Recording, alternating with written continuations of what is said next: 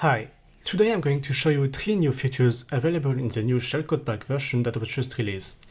These options are available both from the command line and the graphical interface, but for ease of viewing, I will demonstrate using only the interface. I will start with payload size inflation, but first, I will generate a shellcode on my own, which will open a calculator. This is only for the sake of this test, and you may use any third-party shellcode you want. Now that I have a shellcode to work with, I will provide the shellcode as an input file, and I will generate an exe file from it.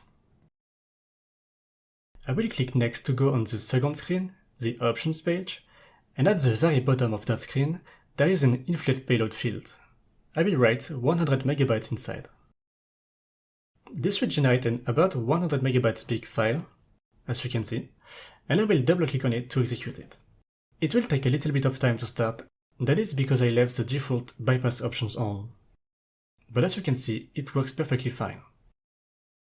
Perhaps most importantly, the payload can still be made to occupy a small file size by compressing it.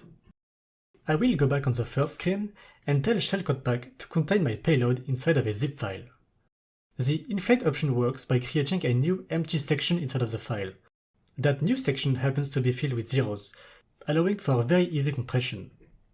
There we go, a small zip file has been generated, and if we look inside of it, we can see that our payload is still in there, just as big as earlier.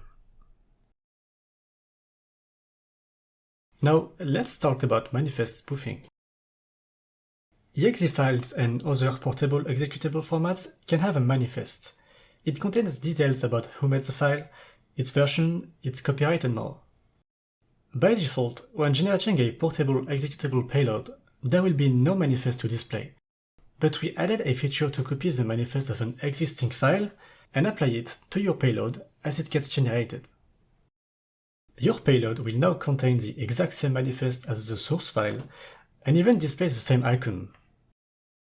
Finally, we added an option that we called x96. This option allows you to generate a shellcode containing both a 32-bit and 64-bit shellcode, executing the appropriate one depending on the running process architecture. For the sake of this test, I will generate 2 shellcodes, one 32-bit, one 64-bit, and each having a slightly different message. I will then combine these 2 files into a single shellcode.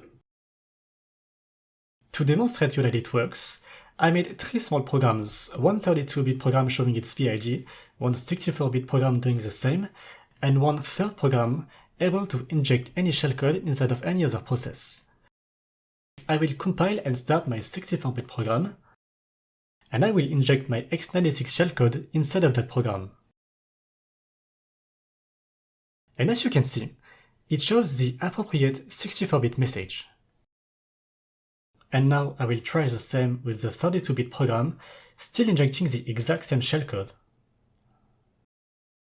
And the 32-bit message shows, showing that a single shellcode was able to work in 2 different architectures, and even, if you want, behaving in different ways depending on the architecture. Thank you for watching. You can visit buildthiskit.com for more information about ShellcodePack and its features.